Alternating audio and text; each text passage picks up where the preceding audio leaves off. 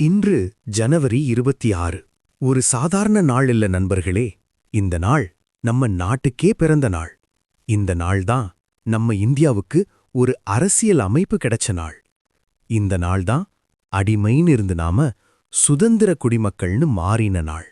1000 போராட்டங்கள், லட்சம் தியாகங்கள், ரத்தமும் கண்ணீரும் கலந்து இந்த 3 நிற கொடிய நம்ம கையில கொடுத்தாங்க நம்ம முன்னோர்கள். காந்தி, நேரு, அம்பேத்கர், பகத்சிங், சுபாஷ் சந்திர போஸ். பெயர்கள் மட்டுமில்ல, அவங்க ஒவ்வொருவரும் நம்ம வாழ்க்கைக்கு ஒரு பாதை. இந்தியனாக பிறந்தது ஒரு அதிர்ஷ்டம் நண்பர்களே. ஆனா இந்தியனை காப்பாத்தி வாழ்றதுதான் உண்மையான பெருமை. சட்டம் எழுதினாங்க, உரிமை கொடுத்தாங்க. ஆனா அந்த உரிமைய மதிக்கிறது நம்ம ஒவ்வொருத்தருடைய கடமை.